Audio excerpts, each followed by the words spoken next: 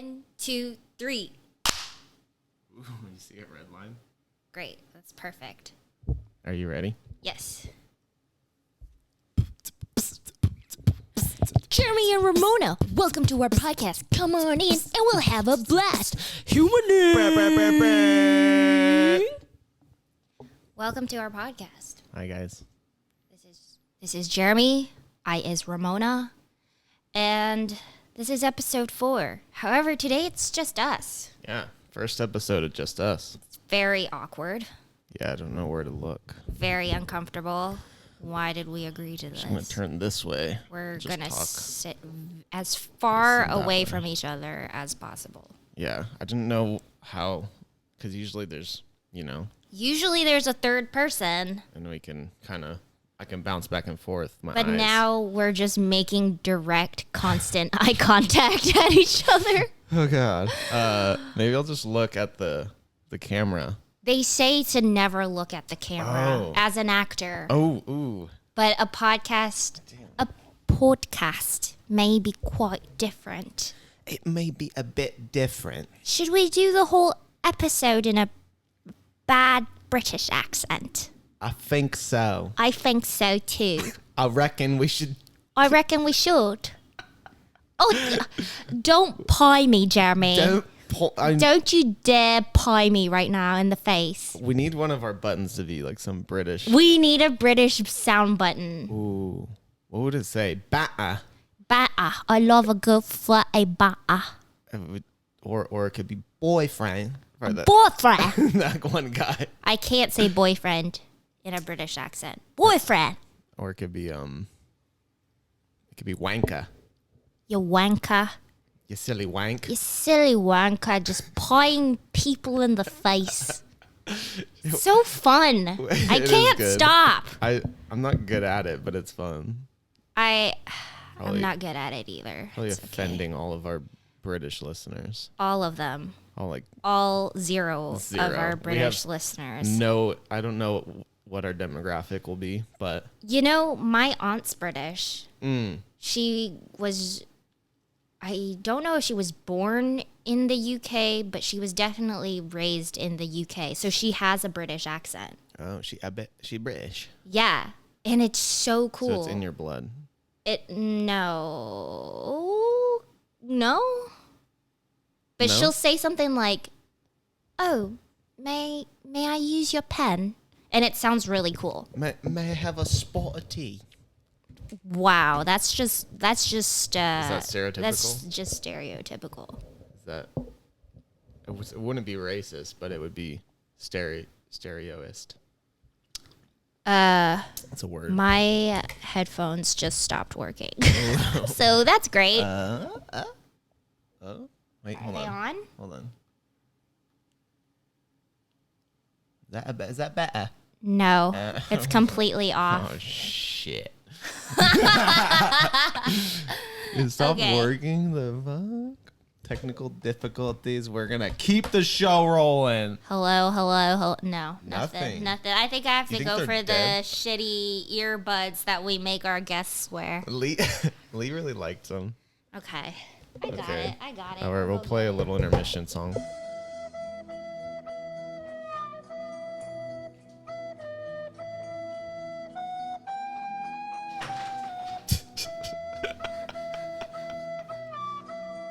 What am I, 2? Yeah, you're 3? 2. 2, no, I'm 3. You're 2. Oh shit! Yeah, you're 3. You need the Yeah. Dang, we probably should charge those. Yeah, Yeah. Oh, this is so much better. This is amazing. bit better. Okay, so we've got an interesting episode today. We decided to talk about entrepreneurship because that's something that we're both very passionate about. That's something that we both do. It's something that we're interested in. And on the side of that, we're going to talk about work happiness. Or how would you phrase that? I guess like satisfaction from your occupation or your Yeah. career or your Yeah. the thing you do that makes you money. How do you be happy in a work environment? What do some of those ingredients entail? And why we chose to be entrepreneurs. Yeah, because even though it seems like everyone is an entrepreneur these days, I don't think that's the case. I think there's a lot of people who are either meant to be employees, like they want to be employees. There's people who are employees who want to be entrepreneurs but haven't taken that jump yet. Yeah. There's people who are trying to be entrepreneurs or like maybe like playing both. Like they still have a full-time job and they're doing something on the side. Yeah. And there's like an in-between zone. Like I feel like if you drove for Uber, Yeah. are you an entrepreneur? Because you make your own hours, you earn your own tips, you set up I don't know. I mean, you are a 1099, like you technically are self-employed, But you are also at the same time working for a huge company. yeah, that one's cool. That's like gig working and stuff is like interesting because it's almost like it is kind of half and half. Where it's like you're still tied to like a company, but you are kind of setting your own hours. Like you're getting paid for the work that you do, which you don't usually do you don't usually get at a normal job. It's like if you want to drive Uber 100 hours a week, you're going to get paid for 100 hours. Where it's like if you're on salary and you're supposed to only work 40 hours, even if you work 50 or 60 hours, You you're not just get a set salary. Yeah. Yeah, so I guess driving for Uber would make you an entrepreneur. Yeah. But for a company. Yeah. Which is interesting. I think it's okay that it's tied to a company. Yeah. Yeah. I think it helps people transition to like, maybe they never go past that, but like maybe it helps them realize like, oh, I'm getting paid for the work I'm doing, like the whatever, like the value I'm bringing to the marketplace. Yeah. And then maybe it's like a good place for them to like start to understand entrepreneurship. And then maybe one day they can actually have their own business or whatever, or more power to them if they just want to do that. Sure. And Jeremy and I have a theory that right now, as the way things are going, people are becoming more and more interested in the world of entrepreneurship versus working for someone at a 9-to-5. We feel like that's the new direction people are heading into in our generation. Yeah. I feel like with like how the internet's maturing too, it's like allowing for people, like people are realizing like, oh, I can make money a million different ways. Yeah. Like I don't have to like sit at a desk 9 to 5 and do if I don't want to. Yeah. Some people I don't know. Some people might like doing that. I don't know. Not me. I can't even fathom sitting at a desk 9 to 5, even for like a day. I am along the same boats as you. I agree. Yeah, but with the maturity of the internet, I feel like there's just every day it seems like there's a new way to like make money and take advantage of that, Yeah. And there's a lot of people that I've actually like gone on random dates with where they're just like, yeah, I'm just a day trader. And I have no idea what really that means. But I know they wake up really early and they just kind of like do their own thing. And that's how they make quote unquote money, I guess. Yeah.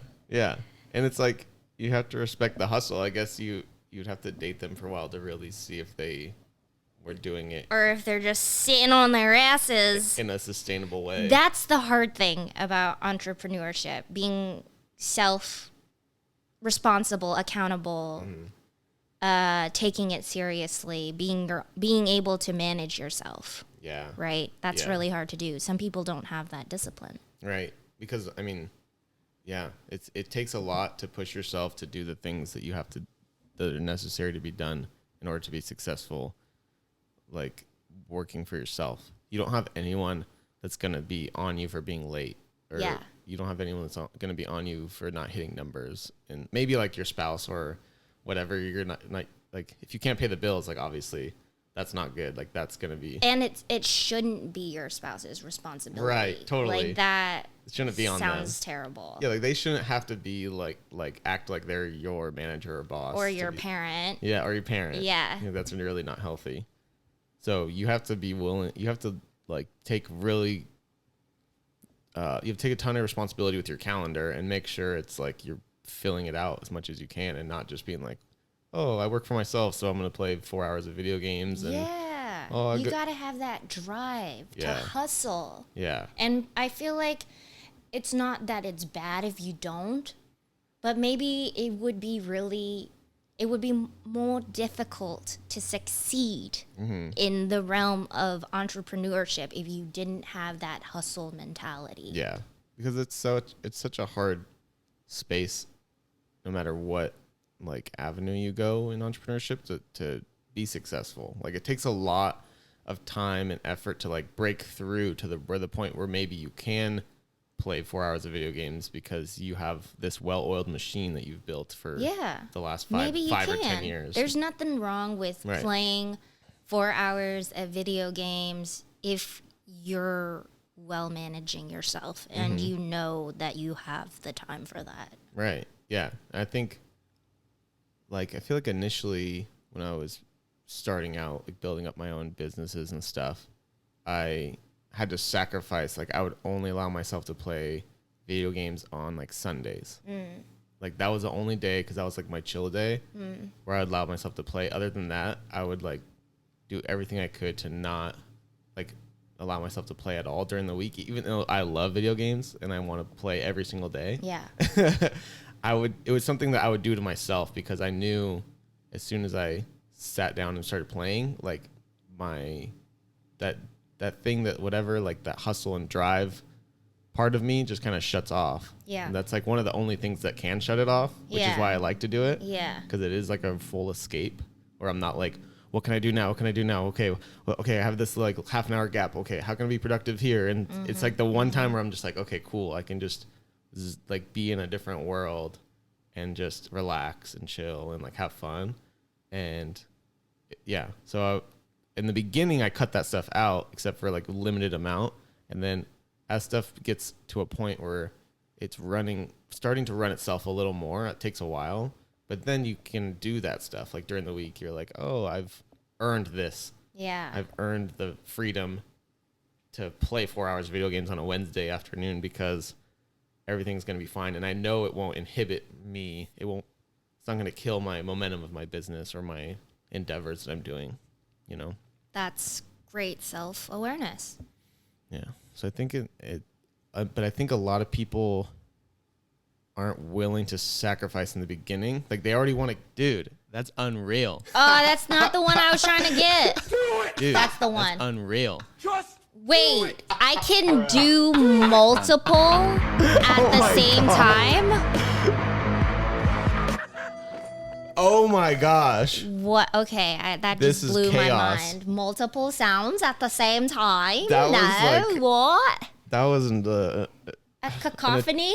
yeah, it was like a symphony of, it Yes. was an atomic bomb of, Atomic bomb of sounds. Mm-hmm. Yeah.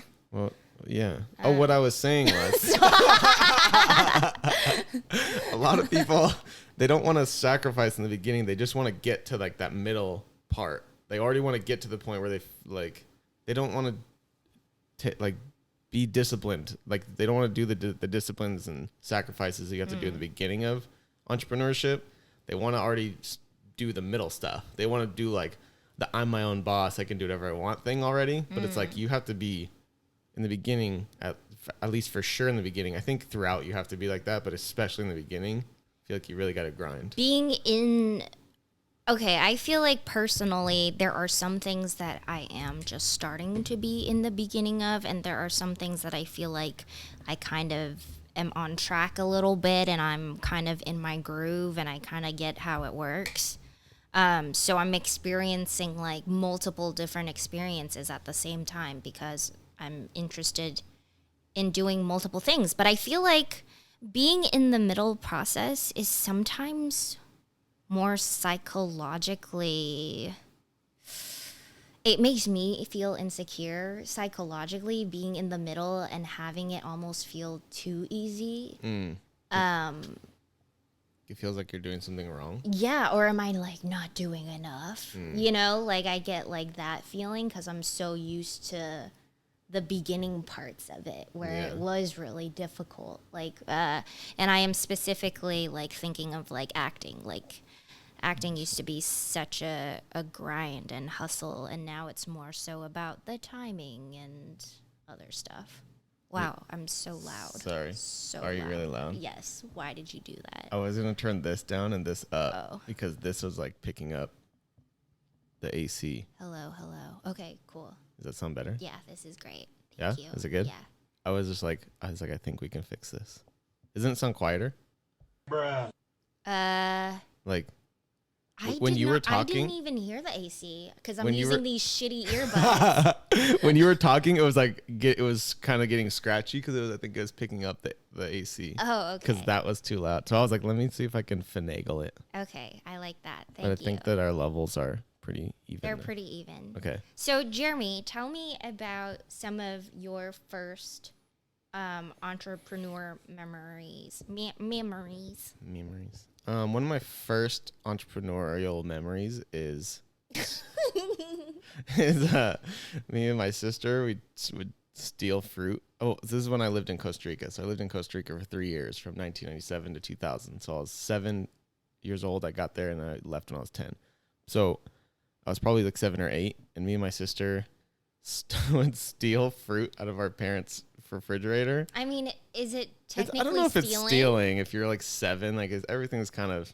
It is out of your own fridge. It is kind of like when you're 7, you feel like that's my fruit. Yeah, absolutely. You're not like that's my parents' fruit that they paid for. You don't have that. No. Like I'm like, this is available to me. I'm gonna take it and I'm gonna use it. And so I took we took the fruit. And we went out to the street in Costa Rica. We just started selling fruit to people, and people were buying it. Would you upsell it? I feel like we probably charged more than. Do you remember how much? I don't you were remember charging? because it's in Costa Rican money, so colones, and I don't remember how many colones we were selling them for. Yeah. Because like 100 colones is only like a quarter or something. Like it's What? yeah, like two Wow. like I don't even remember exactly. It was like 20,000 colones was like $20. It was like a $20,000 bill. It was like whoa, it looks wow. crazy, but it's only like $20 or whatever, Yeah. something like that. So I don't remember exactly how much we were selling it for, but just so funny, like the fact that we took fruit out of our fridge and just went to the street. I think maybe because we saw that so much in Costa Rica, like people would just sell fruit everywhere. Yeah. Wherever you went, there's just someone on the street selling fruit because this fruit is so abundant there. So we're like, I want to do that. Like I want Yeah. some money to buy some stuff with or whatever, or save. I was actually a big saver. Yeah, me too. I was a big saver. I used to collect quarters. Oh, yeah? When I was a kid. I would scrap together. I like at one point had so many ones. Yeah. I would just like maybe like my mom would get change or something. Saving it up for a strip club. as Yeah, you I become was an just adult. gonna make it rain like from 10 to 21. I was just gonna save and then just throw it blow all it in the all. air all at Yeah. once and just be like, that was 11 years of savings. But Can you yeah, imagine how many dollar bills that would be? it would be a lot. I think I actually had like a stack of like 400 or 500 $1 bills. It was like this big. I felt like a baller, but it was like, it wasn't, I mean, $400 or $500 when you're young is actually a lot of money. Yeah, for But- a child, yes. Yeah. So I was a big saver. So we would sell the fruit, save the money. I don't even know what the heck I did with it. Just Wow. Good yeah, job. yeah. Like I literally had, but that Got was all this money. Don't remember. Blacked out after blacked that. out. Like at 8 somehow years my old. sister became twice as rich. Oh wow, she totally stole my money, huh? Yeah. Damn, I'm gonna have to confront her. Yeah, you do. But that was the earliest like thing that I could remember of like selling stuff, like entrepreneurship, like thinking about taking something, selling it for profit, and it was just interesting that, you know. I have What about you? funny story along those lines of an ex, or I shouldn't have said that. A friend. Okay, cut that out. A friend. Oh gosh, He was one of like the first kids in school that. it's all good. It's all good. It's all about the human experience here. So whatever. People have exes. Whatever. People do. People do. And he told me that he was one of like the first kids in his school to like have a printer and have like internet access. And so like he would go up on his computer, I think, when his parents would sleep and stuff like that. And back then it took forever apparently to like download internet was so slow. Images. Yeah, an image would take like hours. Yeah.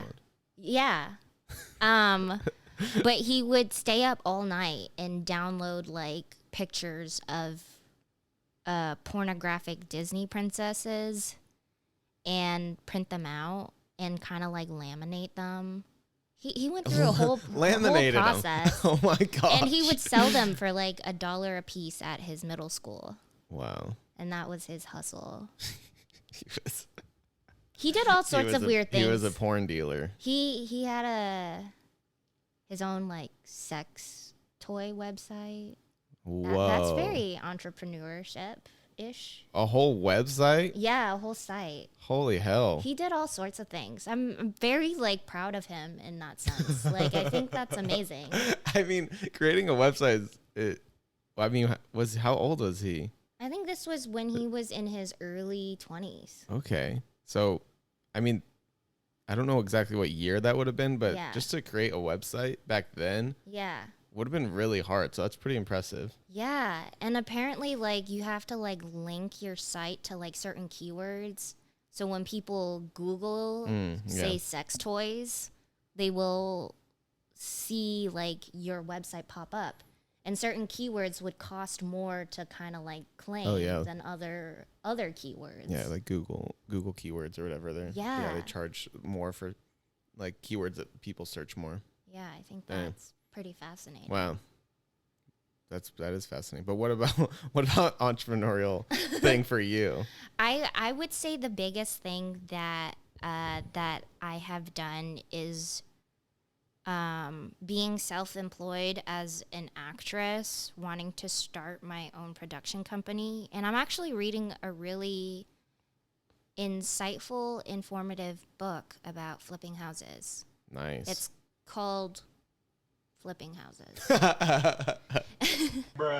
Just keeping it simple. Yeah, but it's so informative. Like I'm learning like the difference between like wholesaling and rehabbing a home versus like needing contract workers and like having to like knowing how to interview and what to ask for like agents that you want to work with on your team, like different stuff like that.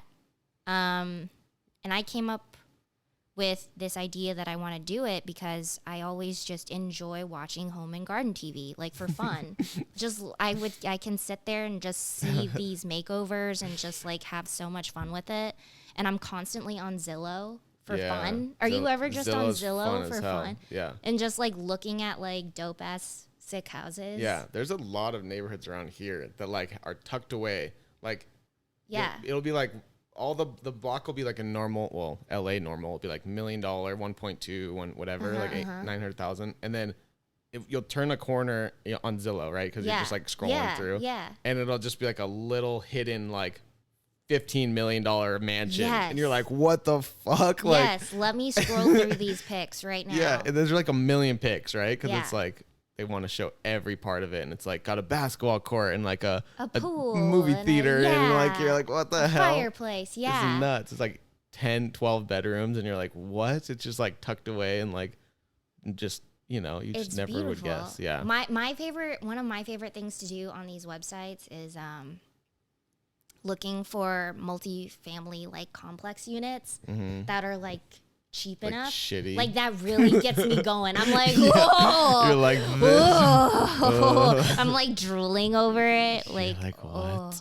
Yeah, when it's like cheap and there's like 3 or 4 units and you're like, oh shit. Like the potential. The potential. Rehab and freaking rent these bitches out. I can't wait to make my money back. Yeah. No, fourplexes, 3, like I want a fourplex so bad. Me too, bro. Just find like a nice area and just get the shittiest fourplex in that area, rehab it, fix it up, rent each of them out, give someone a discount to live in it, to be a manager, and you'll never have to deal with any sort of other bullshit ever. Yeah. There's probably, do people like on Craigslist like say I'll be a manager of a place for a discount? I'm sure they do. I think they do. Probably a thing. I feel like I've seen that before. So that you don't have to go through like a management company and pay like even bigger fees. Like you just give them like half off or some kind of discount on rent. Yes. And they can handle all the stuff. So great. That's really good. It's really good. To dream. Yeah. But also to do eventually. Yeah. There, just gathering knowledge and information. Right. I know. I want to, like, I think you learn so much by doing. That's like your first one, you might make mistakes and stuff. So it is, if you do find the right thing, it's probably better to just do it and figure it out as you go.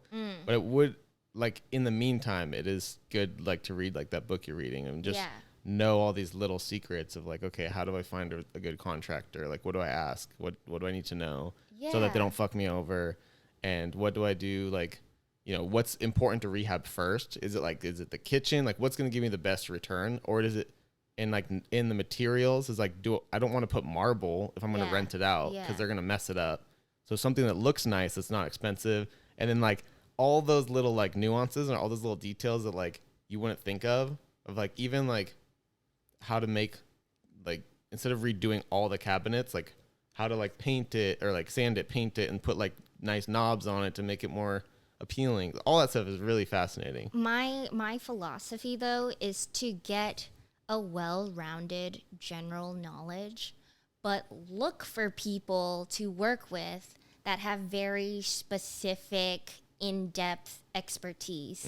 Like I would be like, okay, general knowledge of contract work. Yeah. But find someone who I trust that wants to work with me that is really good so that I get a general sense, I can learn from that person and I will get the best deal. Yeah. Yeah. It would be cool to be able to know it enough to do it yourself, but I wouldn't really want to do it all myself. It would be nice to have like a professional, and then that go like do it alongside them almost, and like learn as you go, so that maybe eventually you could do it yourself. This is why I want to be a producer someday, because I love just having the overview, but then working with people that are geniuses and super talented and specialized. Yeah. Yeah. So it's like you have the big overview, but you could jump into like get into the details if you need to. And you know, when you get into those details with those people, they're like so smart and they could bring such good ideas that maybe you didn't even think of. Yeah. And you're just like, it's just such a cool collaboration. Love the collaboration. Yeah. You brought up something that was kind of interesting last time when we were trying to think of what to do for this episode, actually. You were saying how to become like a multi-millionaire person, you need at least like 7 different forms of income. Yeah. Which is insane. Yeah. Especially if you're thinking of income in forms of like working a normal 9 to 5. Like that is impossible because you're one person and you only have one 9 to 5 in a day. Yeah, it's true. How do you have 7 forms of income? Yeah. Yeah. Like, so the stat is, I guess, like the average millionaire has 7 streams of income. Tell us about it, Jeremy.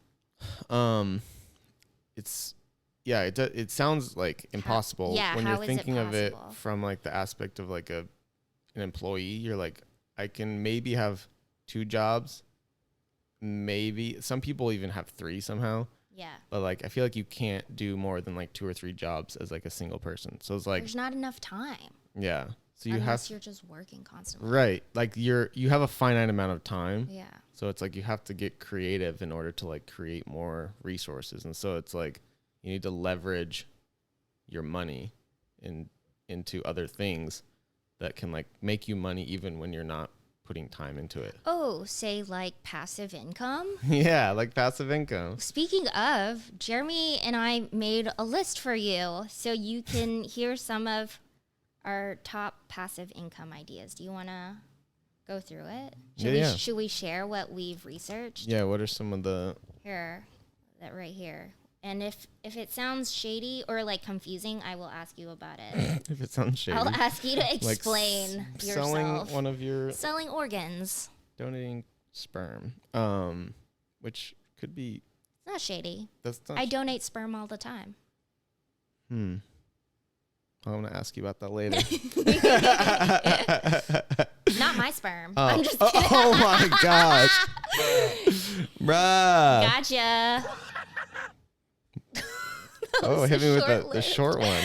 Okay, so one of them is selling an ebook or a course, so like an information thing. So if you're good at something, and whether it's guitar or it could be an instrument, or it could be acting, or it could be it could be literally anything that you're good at that someone would want to also get good at. Jiu-jitsu. That's so great. Create some videos. Yeah. Charge people for a fair price. Yeah. So creating some sort of course or ebook that people would want to buy. And it just sits there, and you don't have to do it after you record it. Right. You only have to do the work once. Yeah, that's so smart. And then you can spend the rest of your time going about your 9 to 5. Mm-hmm. Yeah. So, and a lot of, like a lot of people who do podcasts or YouTube or maybe even TikTok and like for sure Definitely Instagram. TikTok Yeah. and Instagram. They have they sell courses on TikTok and stuff. Oh. Probably. Oh. I'm sure some I accounts had do. no idea what you were talking about. I was No. just like, definitely. For sure, dude. Definitely TikTok Definitely. and Instagram. Always. But yeah, if a lot of there's this YouTuber I know that the majority of his income comes from his courses. Like he sells like a real estate course. He sells. You know what people do on TikTok? What? So I'm on Witch Talk a lot, where they do witch stuff. Okay. And like, Speaking of shady. wow, so judgmental. It's just a hobby, Sorry. okay? I'm sorry. Although I am secretly a witch. No, so I'm on Witch Talk a lot, and they do fortune telling readings, like live readings, because you can go live on TikTok and Instagram, and they'll just charge you for like a reading. Oh. Or like just live a right tarot there. card. Yeah. So that's a cool way. Fun way to make a little bit of income on the side. Dang. Right? Never even thought of that. See, there's so many ways to make money. It's like TikTok Live. And you just do it from your home. Yeah. And people can just send you, I've seen some TikTok Lives where people just send like gifts, like money as a gift. Like they'll just donate whatever. I don't even know how it really works, but they'll just be like, here's $5 for being a cool creator. They have that on YouTube Live too. It's called like Super Chat or whatever. Is it like a donation service?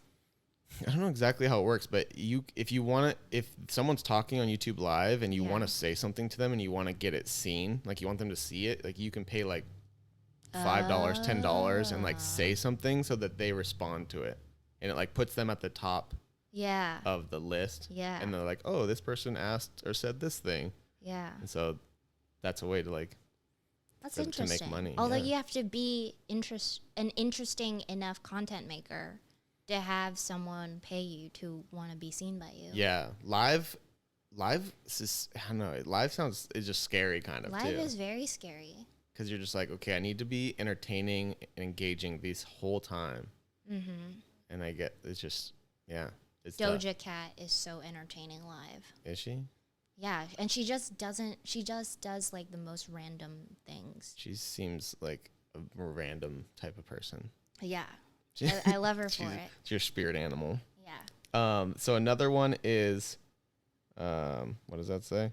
Oh, wow. Oh, rental income. Sorry. Can't even read now, Jeremy. What kind of entrepreneur are you? You don't have the ability to read? I hire people to read for me. I'm like Floyd Mayweather. I can't read.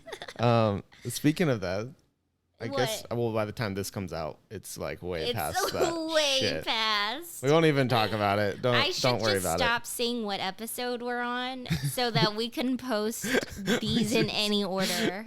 No, it's fine. Okay. They'll get it. So rental income. So if you buy a property and you rent it out. Yeah, that's what we were talking about earlier. And then affiliate marketing. So if you don't necessarily want to create a product or something, you just want to have there's a product you already like and you want to recommend it. Affiliate marketing is like when you see people have a discount code and it's like, use my code for 20% off. Like you see that on Instagram all the time. And then they get a little bit, like a little kickback.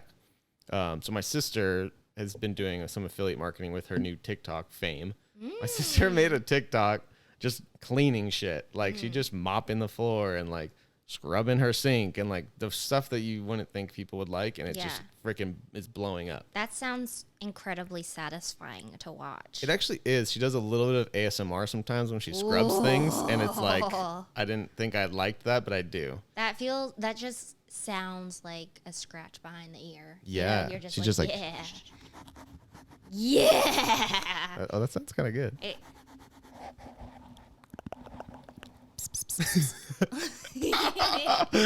So you get paid for ASMR. No, she there's this damn mop that people love for some reason that she has. It like every mop video has like millions of views. She's like one of her mopping videos is like 4 or 5 million views or something. And I love that. She has an affiliate link for this mop because people are like, where do I get it? She's like, go to my link, and then like hundreds of people have bought this mop, and she's getting money from. Do you know what her percentage is? Like, what percentage are these deals usually? I think it's through Amazon affiliates. So I think I'd have to ask her. It's probably so 0.02%. Every product is different though. I think Amazon goes up to 10%. I think it's the most that they'll do. I think I have to double check on that. But so affiliate marketing, flipping. So that's like what you were saying. Yeah. Like, I guess you could flip more than just real estate. Anything that you buy at a cheaper price and sell it at a higher price. Yeah, you can refurbish like furniture. Yeah, sports cards. Sports cards. Getting into that right now. Yes, you are. We will definitely need to talk about that. Yeah. Tell us about it. At some point, we should talk about it. We gotta go in depth in that. Yeah. Wow. There was a funny story actually about the sports cards. I had one? I was there. And when we went to Target? Yes. So Jeremy has a friend, and it's his friend's birthday. His friends. Friends, they're twins. Twins. Their Shout birthday. out Nick and Nate. Shout out. And so he wanted to buy all the football cards. Mm-hmm. And Jeremy was like, bring a disguise. And I was like, are you kidding me? Like, is this for real? And he's like, yeah, so we can go in line multiple times. Because it's only one item per person. Yeah. Apparently, it's like a huge deal. Like, collecting these cards is competitive. It's very competitive. Like, people are, like, will wake up at, like, either they'll camp out at Target, like in the park. Well, not anymore, but they used to. Because Target shut down that stuff for a while. But they would sleep in the parking lot and like set up their chairs outside of Target and like it so that they were like first in line, so they knew the order of where they were. They would go and sleep in their cars in the parking lot. Yeah. Wake up and just sit in their chairs until Target opened, and then they would get their cards, and it was very competitive. Didn't you say one time someone showed you their gun? Oh, that was the twins. So my buddy Nate lives in Arizona. It was the first time he'd ever gone to a Target and like stood in line for cards. And he was actually going to spend the night. He was going to sleep in his car. And so he go. I think so. Or either that or he showed up at like 3 or 4 in the morning. Mm-hmm. And so he shows up and there's like two chairs up front. It just sitting outside. And he's like, oh, some people just like set their chairs up trying to like save their spot. And then they like left. He didn't know people actually slept in their cars. Yeah. And so that he means something. Moved their chairs. And it's a big deal if you're in the top 10, it's a huge deal because you're going to get probably what you want. So never move someone's chair in line. Never. It's a big no-no. And so he didn't know. So he's like, oh, screw these guys. These guys aren't here. Move their chairs and put his first. Ooh. And then these two huge dudes come out of their car and they're like all tatted up and they just look like rough dudes. Yeah. And like he's like, they were totally like cussing him out and like, what the fuck are you doing? Like we were in like, that's our spot. And he's like, oh, like, but you weren't in the, like, he didn't know he didn't know the rules of Fight Club. Rules. Like, he's like, well, you weren't, he didn't know. He wasn't trying to be confrontational, but he's just like, what the hell? You know, like, and the dude just like pulls up his shirt and just has a gun like in his waist belt and it's just like literally over like $10 and he's just like you're third in line and he's like okay like okay like bruh. Dude, that's unreal. It is like I just can't believe that someone would flash a gun at someone for freaking cardboard. Died that day. Yeah, because these people do it as like a full-time job now. Like they'll get cards and they'll do breaking parties where they'll like have people, they'll do like a live and people will like buy into their breaks. So let's say you get a box, like you know one of the boxes that we got of cards. So that box has like, I don't know how many cards it has in it, 50 or 40, something. Let's say you get like a 40 cards or something. And so people will pay like, you know, you get like $20 per person and they'll buy like a team. So if you pull a card from a certain team, like that's their card. So you can have a box that you got for maybe $40, but then there's 32 teams in the NFL. So if everyone picks a team and pays like 10 to $20 or sometimes more, depending on the team and like the players on that team, you can make hundreds of dollars off of like one box. So it's like a big deal. Yeah. And so these people are like making a living off of this. Yeah. They're they feeding their children literally off of unboxing cards. That's why Flash, you know, that's why he got the gun flashed on him. But it's still, that's like way too excessive. That's very excessive. Yeah. Very scary. The reason that Target stopped doing the cards like that, the way that they were doing, or they're only doing online right now. Like you can only get it online, which sucks because all the bots just buy them up. Yeah. But freaking bots everywhere. And because someone in the Midwest, of course, pulled a gun on someone in the parking lot and like got in trouble for it, like over cards, like someone cut them in line or whatever. It was like similar situation. Yeah. But it was actually like the person got arrested for it and like, yeah, sketch. So, but what were we saying about cards? So back to our story. Jeremy was like, I have a favor to ask you. Can you, and I will get you Taco Bell if you do this. And I said, well, in that case, yes, I will do whatever you ask me. Taco Bell. Shout out to Taco Bell. Sponsor us.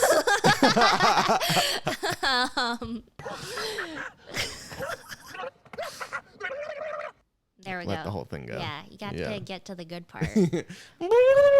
And I was like, yes, what do I have to do? He was like, bring a disguise, show up at Target at 7. What was it? 7:30? 7 in the morning. 7 in the morning. Yeah, show up. Bought the cards. Totally fine. Went to a different Target. Got some more cards. Fine. Went back, changed into my disguise.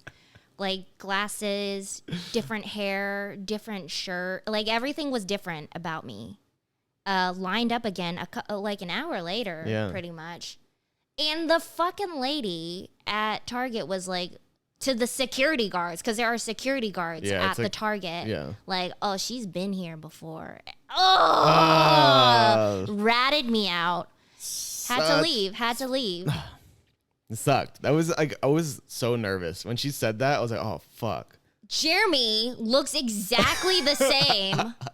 I changed, too. You changed your hoodie.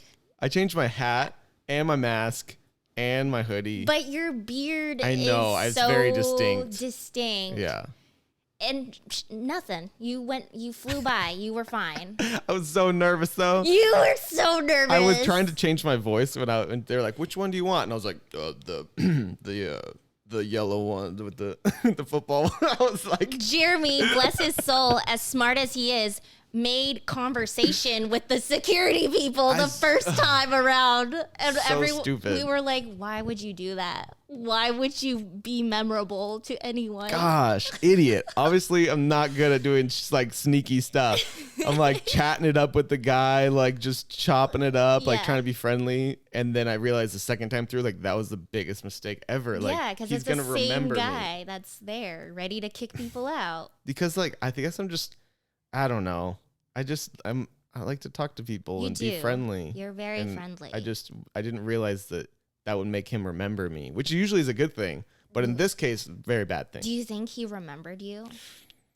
Probably. If he did, he was like, I like this guy. Yeah, maybe it worked out in my favor. Worked. Shit. Yeah. Okay, I like that. Yeah. Glass half full. So the next one, peer-to-peer lending.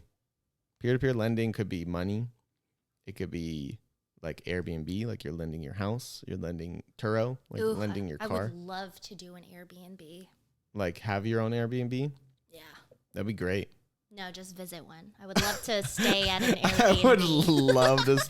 I mean, at this point, it would be really great because it's been love it. It's been a while. It's always been a dream of mine. It's been a dream of mine to just stay at an Airbnb. Stay at someone else's place. I don't know. No, I would love to run one. Like, I would love to like purchase like a small little property and just have it Yeah. going, like a little cottage or a little studio, and just have it go as that. Just have a management company Yeah. do the cleaning and do Yeah. all the dirty work. Yeah. I would make it super cute. That's what I love. I love decorating. That's a big thing too, like tiny houses. Like people love Airbnb. Airbnb. Airbnb. Airbnb. Airbnb. Airbnb. It's Airbnb. Airbnb. Airbnb. Airbnb. Say that 5 times fast. Airbnb. I said Airbnb. I said, where you been? I've been at my Airbnb. Hey. So dumb. That was dope. Okay, Okay. let's move on. I'm too embarrassed. Got it. So next, stonks, Stonks. dividends, and REITs. So What's a REIT? Tell us. So REIT is a real estate investment trust. So it's like stocks, but so let's say a company owns a bunch of commercial real estate. Like they have a huge portfolio where they rent out to like Home Depots and Walmarts. Like they own like Costco. Like they own those companies might own their own, but let's just say like they rent out to like big companies like that. And you can buy into their portfolio, and if you know if they make a return, you make a return. But the thing is, they pay really high dividends, usually REITs. And so just from buying and holding that stock, whether the value goes up or down, you like getting passive income coming in from it. Yeah. Overall, it'll slowly go up, if anything. Yeah. Yeah. As long like that's the thing that's a little questionable is like, you're like, okay, if our mall's going to go out, like our mall's going to phase out because like investing in a REIT that has like owns a bunch of malls, you're like, okay, well, malls seem like they're phasing out because of Amazon, but Amazon might go into those malls and like, you know, either it's a distribution center or they have their own Amazon mall. I hope malls don't go out. No, I just hope so. It's like a cultural thing. What else did you do as a kid after school? Right. Or on a Saturday? Yeah. Go to a mall. Go walk around. You eat at the food court. Yeah, like you go with like a group and like you probably like one of the people in that group and you're trying to like get to know them better. Everyone's had that experience. Yeah, you go to the food court and you get some boba. Boba. I didn't do that as a kid because I didn't know what boba was until like 5 years ago. But the boba at the mall in Santa Anita, it's fire. Oh yeah, they've got good boba. They got some good boba. So the next one, so stocks, dividends, REITs, bonds, CDs, and savings. So basically, putting your money in bonds, CDs, and REITs. Savings accounts. Yeah. Right now is a horrible investment in my opinion because the interest rates are so low that they're paying out. But in the past, like, you know, high yield savings accounts paid a good amount, and so it was like if you didn't want to risk it in the stock market or in real estate, like that was a safe place to park your money, and definitely at least your emergency fund.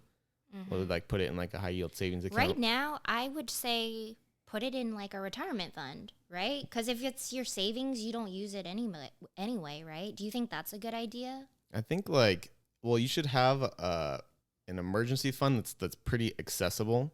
So, but in terms of making money, like yeah. I mean, if it's savings that you're gonna you don't need to touch or you don't want to touch, I think like opening a Roth IRA or putting it into some tax advantaged like retirement account would be smart.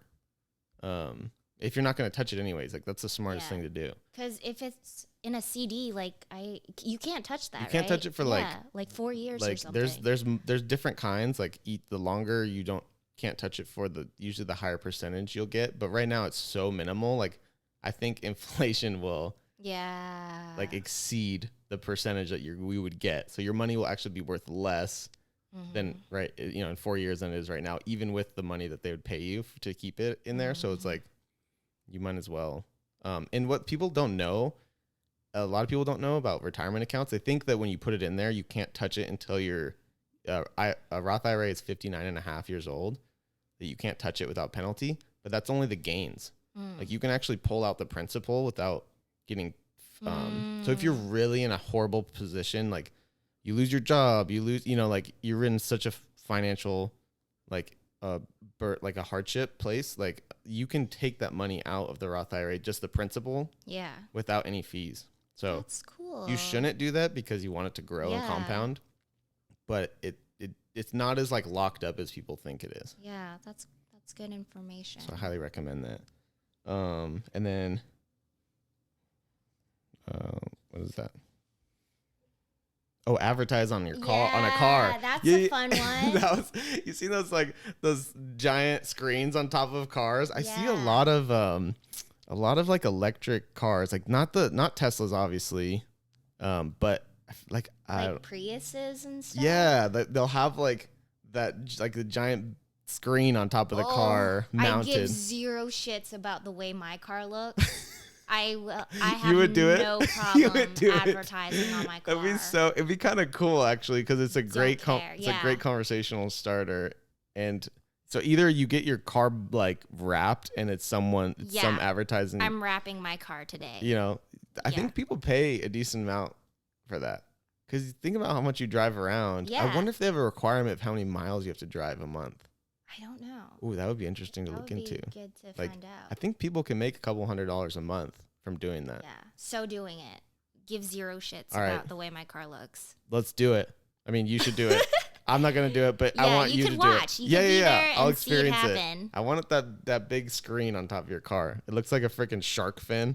Oh, I'll look like a freaking taxi. I don't care. I'm ready. People will be like trying to like wave you down. You're like, no. I don't do that. No. No, just the sign. Just call the number. Call the number. It's like just for like edibles and stuff. Yeah. You would do do an edible, like weed advertising. Oh hell yeah. I could see you doing that. Yeah. Oh, and then sponsored podcast and videos. Yay. Taco Bell. Your move.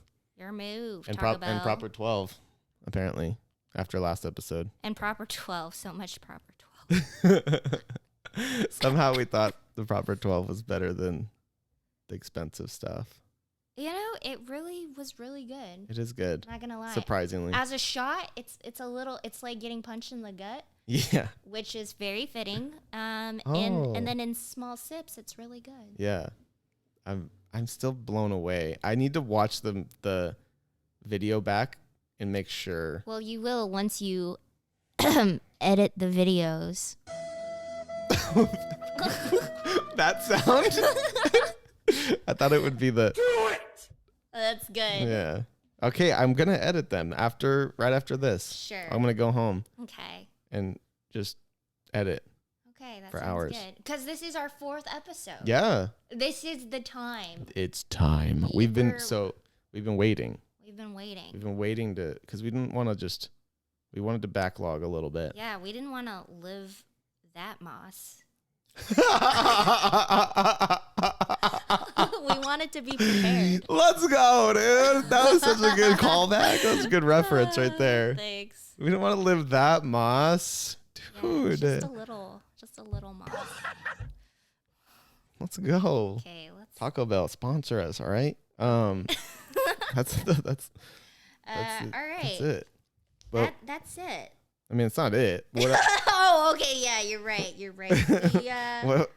We wrote so much. This is the most show notes that we've had. This is gonna be a 2-hour podcast. So, people are thinking we're landing the plane. Yeah, we're just getting started. Taking this bitch off. Yeah. We're getting to freaking altitude right now. here's a question that I wrote down. How do you think entrepreneurship feeds into you, Jeremy, and your happiness, work satisfaction? I realized I always wanted to own my own business and do my own thing. I just didn't know like when. So once I got done with, I was doing entrepreneurial stuff in college, through like direct sales and stuff like that. And that really helped me out actually going into, when I started working at 24 Hour Fitness doing personal training, because a big aspect of personal training is sales and just being good with people and selling yourself to that person. Like you meet a person for the first time you're meeting this person, and at the end of an hour, you want this person who you just met to spend thousands of dollars buying training with you and committing to months of hanging out with you and working with you. And so it's like, okay, how are you going to get someone to pay for like a $2,000 package of training in an hour if you're not good at like selling yourself to them, that you know what you're doing and that you like can guide them to where they want to go? And so it's like the entrepreneurial stuff, the direct selling that I did while I was in college, it directly fed into that, which was really cool. But working at 24 Hour Fitness, I quickly realized that I'm not cut out for corporate like at all. I knew really quickly that like, oh, I won't be here long. Like I was like, I got to figure something out, because like going into meetings and having a boss just like rip you apart randomly. Like the first month I came in, I sold like $10,000 of training in 1 month, and everyone's like, whoa, who is this guy? Oh, he just graduated, blah, blah. And so like everyone was like patting me on the back. Like all the managers in the area took me out to lunch and like treated me because I was like the number one trainer in the area in that month or whatever. And I was like, this is awesome. Corporate's great. Like you look at all these people really care about me and developing me and building me up and all this stuff. Like this is going to be so great. And then you realize quickly that they only care about numbers and they only care about what have you done for me lately. And they don't really actually care about you, and the clients are all numbers to them. They would call new clients new business units. They say, how many new business units do you have this month? And I'm like, you mean clients, like humans, people, not business units? Like these are humans that have goals that are like coming in like broken and like they want to change their life, and like calling them a business unit, I'm like, yo, that's just not sitting well with me, you know? Oh yeah. And so I just realized quickly like, oh, and also seeing the turnover, people coming in and out, and then realizing the management team like just didn't care. It's like if they weren't hitting the numbers they needed for their bonus, because the management team got bonuses for hitting certain things, and you could just tell that's all they cared about was like, we need to hit these numbers no matter what, so that I can get my bonus this month. Yeah. And like, so I would sell like a package to a client. They would only be like a few sessions in, and they're like, you need to sell another package to this client. I'm like, how is this person going to buy 20 more sessions when they're only on session 3 out of 20? You want them to buy 20 more? Yeah. They're like, because you need to hit a number. And I was like, F this. So it's like, I realized that corporate world is like cutthroat, savage. It's very much numbers. It's at least at 24 Hour, and sorry to trash on 24 Hour if you work there or whatever, but that business is not run well. And so, I mean, I feel like that's how a lot of businesses run, and that is really hard, like being just a cog in the wheel, you know, that feeling of not being acknowledged as a person. Yeah, it was rough because they didn't care about the client. They didn't really care about the employee. They really were like, it was like everyone only cared about themselves and working, they would step on people to climb up higher in the ladder. And I was like, okay, I don't like this. This is not like, I'm competitive, but I'm not like, I wouldn't go to that extent. Like I won't cut someone down to be taller than them or to be bigger than them. Like I just want to rise up myself, and I want to be, I want to have the tallest building in town. I don't want to like burn all the other buildings down to be the tallest. If I had an affirmation sound button right now, I would press it. But we don't have that. That's what we need. That's what we've been saying, that we need an affirmative, like a good job button. Wow. And we don't have that. Wow. Who are we? I feel like we're very affirm. We affirm a lot and we're very positive, but we don't have a positive button. What is this? That's our intro. We're just trying the intro will be the affirming thing. The only affirming thing was this one. Dude, that's unreal. That's not even affirmative. It's pretty neutral. That's true. Yeah. It's unreal though. It is. We need like I don't know what soundbite would be good for there. But, we'll figure it out. But going back, I feel like I'm answering this the longest way possible. No, it's great. Because we're doing a 2-hour podcast. Yeah. Or like a Joe Rogan 3-hour podcast. So what was the question again? how do you think entrepreneurship has fed into your happiness in the working life? It was scary to go on my own. Like I broke out from 24 Hour Fitness and I went private and started doing that. And that was so scary because I felt like, what if none of my clients come with me and I just end up being broke and I have to move back home with my parents? Like I was like, oh, that'll be the most humiliating thing ever. Or having to go back to 24 and be like, with my tail between my legs and be like, can you hire me again? Because I wasn't good enough to do it on my own. Ugh. And so, but once I did and I realized I could sustain myself was like the most rewarding. Like I was so happy because no one was over my shoulder constantly, like just checking in on me. And, like I was like, I can just keep myself accountable. I have that drive to do that. But when I'm very much so like if someone is like telling me to do something, like just out of like sheer, just like, you're going to do it because I'm your boss. Like I will go against that. I'll go the opposite way and be like, fuck you. I'm not doing that just because you told me to.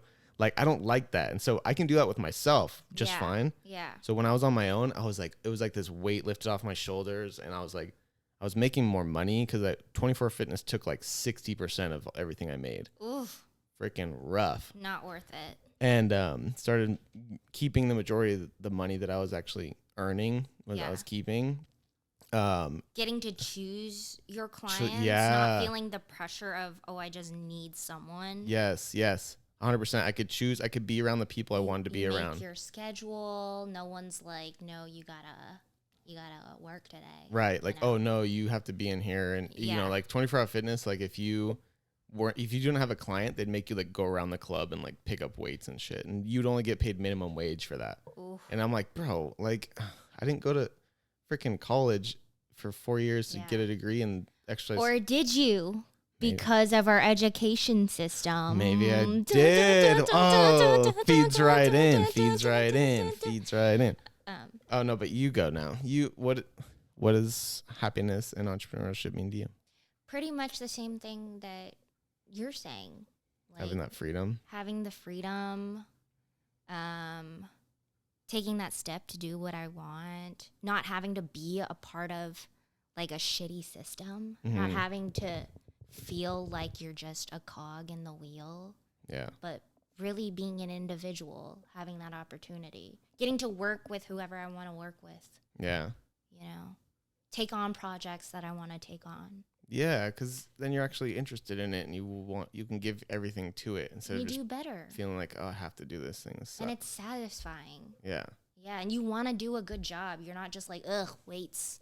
Yeah, exactly. You want to be like, weights. Exactly. Yeah. It's like, if I had to go pick up weights, like let's say I owned my own gym and I had to go pick up the weights, it would feel a lot better than being like, go pick up weights. And I'm like, fuck you. Like exactly.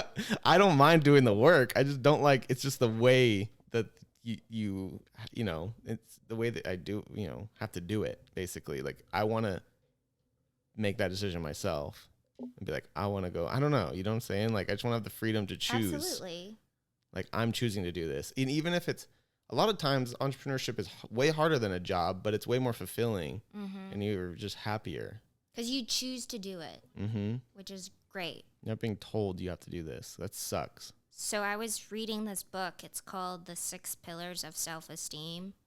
And in it, there was a quote that said, like, as late as, like, 1989 in California, the official statement is, our education system, our primary goal of our education system isn't education. It's to create social, what's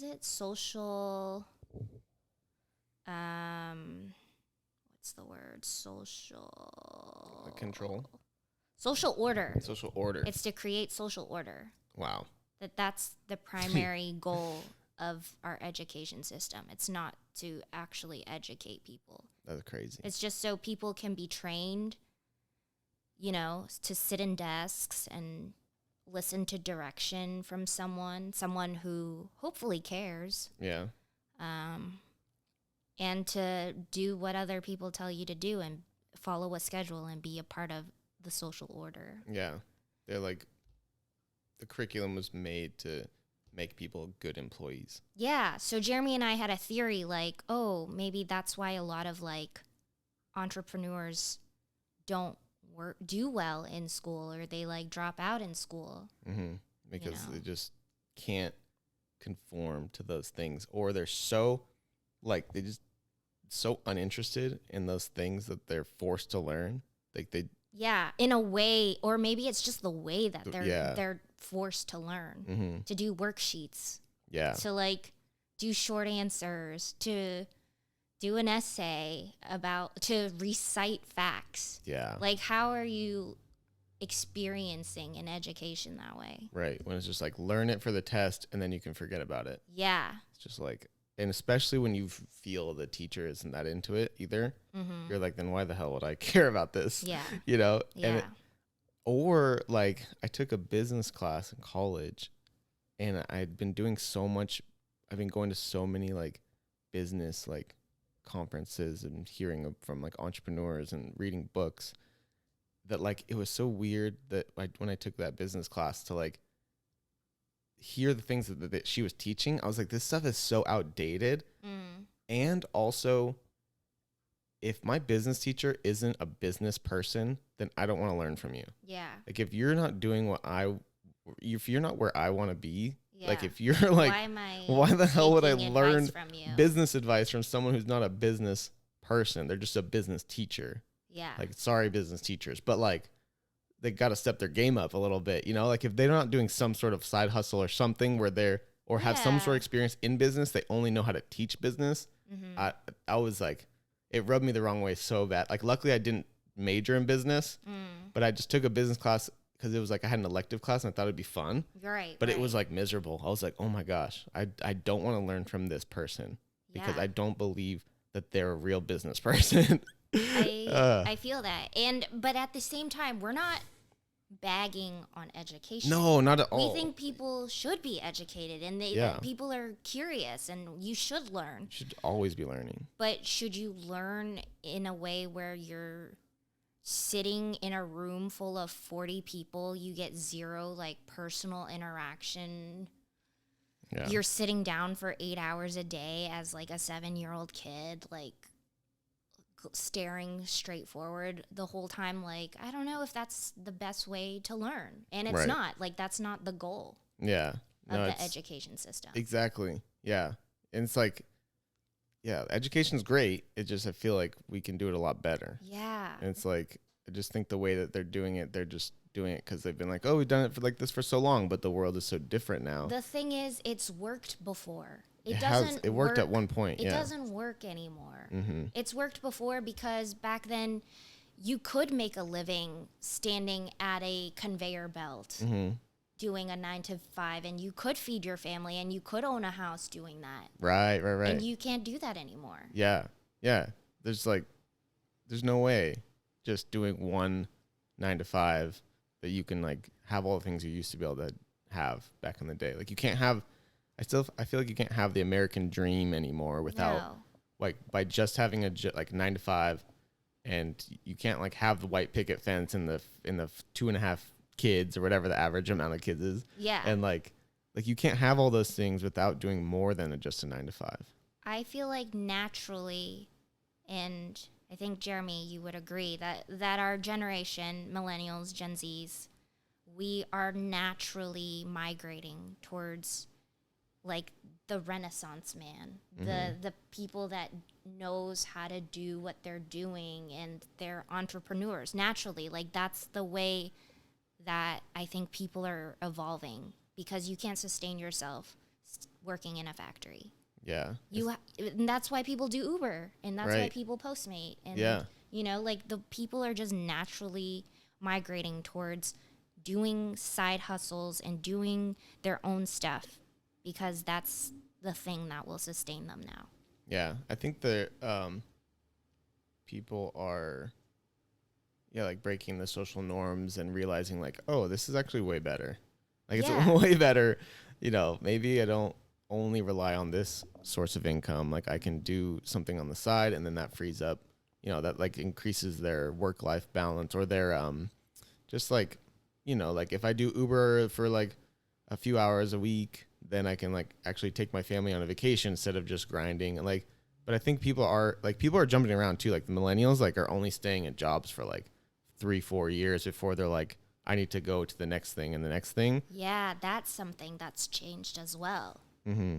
I feel like, and this also has to do with relationships, which is what I'm talking about all the time, relationships. But people are like, before marriage used to be like a social obligation, right? Like it used to be like, oh, you're 25, you should be married by now and have kids.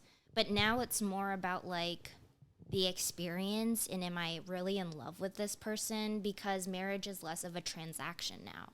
You know what I mean? Like it's more of a, like, do I have genuine feelings for this person? Like, is this real? Do I see this like lasting a long time? It's not like you're trading a woman for cattle for marriage. Yeah, It's you're saying not. it's less like traditional, like, well, in a way, less traditional. Like people aren't just getting. You feel like more people are not getting married just because they need to check the box off. Yes. And just like, well, that's part of the American dream, so I need to get married. So, all right, this person is okay enough. I feel like people used to get married a lot more so based off of like finances and things like that, and but I feel like now people are valuing like their emotional well-being and their psychology, and I feel like that relates to work too. Like people are valuing learning versus getting the degree. Yeah. You know? Yeah. Like they want to learn stuff and not just get the piece of paper. Yeah. People, I think the mental health is playing a huge part in like us shifting a lot of things from work to relationships, and like realizing that being happy and enjoying your life is like right now, like a lot of times people would put off being happy until like they were 65 and they retired. Yeah. And it's like, okay, you're going to enjoy 10, like if you're healthy, you'll enjoy like 10 to 15, 20 years of life. But like, why not just start enjoying it now? And that's not saying be reckless, but it's just saying like, how can you be happy now? Especially if it's not even sustainable. Yeah. And I feel like in our generation, there's so many divorces. So people are like, well, why even get married? People are like changing their point of like view if there's such of a marriage. high percentage chance of getting divorced, if it's 50 or 55%, yeah, it's more likely that people are going to get divorced than not. like the contract doesn't have that value anymore. Yeah. Getting that degree can't make you enough money anymore. Like, so it becomes more about like other priorities. You know That's what I why mean? you think people are pushing back marriage further. Like people are getting married later now. Yeah, I think so, because the priority's different. It's not sustainable. Like, I don't know. There's other values. Like, and if you do choose to get married, like, it's not off of the status or because of money or because of the marriage certificate, because that none of that like is sustainable anymore, if that makes sense. Yeah. Maybe people are being smarter about it now. So it would be interesting to see in like 30 years what the divorce rate is. Yeah. I think if people are like actually like taking like, because it seems like in the past, like everyone would get married like, you know, like 20 years ago or 30 or 40 years ago. People would all get married at like 19, 20, 21, like 22.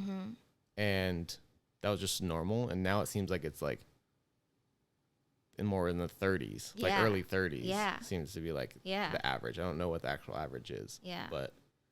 And so it would be interesting to see how that plays out in like 30 or 40 years, if that will be better or what. But I mean, you could even gauge it on like, I don't even know if you could gauge it on this actually, but like, are people all just happier in general?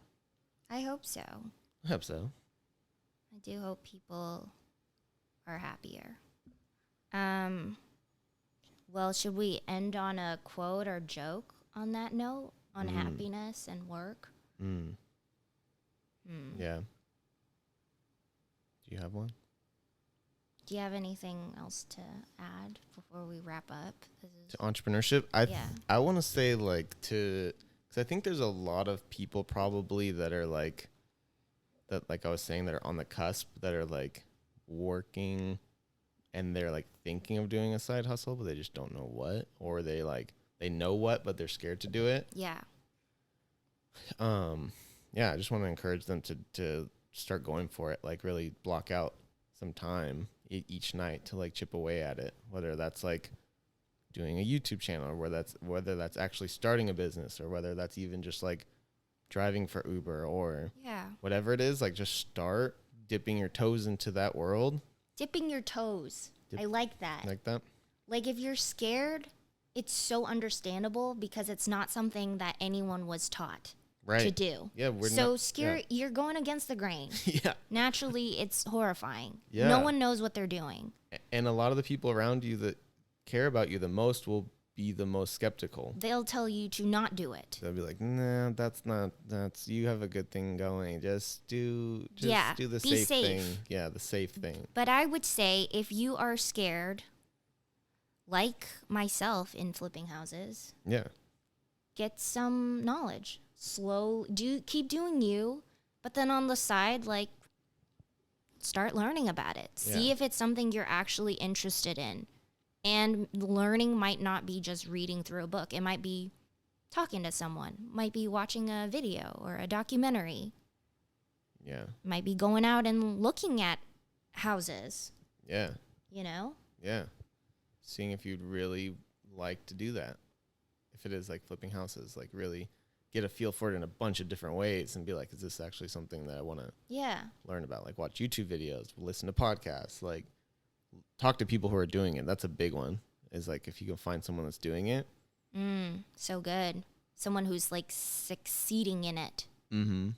And then you can adopt their confidence, because they'll be like, yeah, I do it all the time. Like they've already gone through all, like, you know, the hurdles, and they can tell you like, oh, like they can help you avoid a lot of pitfalls. If you, you know, they'll be like, oh, I did this when I was first getting into it. Like definitely stay away from this kind of housing or this area or these, you know, these things. Like finding a mentor in some capacity, whether that's like just someone you find like on Instagram, or if it's actually in person, just it's to some extent someone who's willing to answer some of your questions, you know? Yeah. Also, if you are scared about jumping into the entrepreneurship world, I would say that means that on the inside, you care about it to a degree. And that's why you're afraid. Versus if you had zero interest and it's just not your thing, you would feel indifferent about it. But because you're afraid and nervous, it means a part of you is interested. That's very true. Yeah. Because you're like, part of you's like, well, shit, what if this works? Yeah, and like, I care about it. Whoa. What if I fail? What if I succeed? Yeah, that's true. You wouldn't be as nervous if you didn't really care about it. Yeah. You would just be like, yeah, whatever, indifferent. Final words. I kept cutting you off there. So. You miss 100% of the shots you don't take. Run.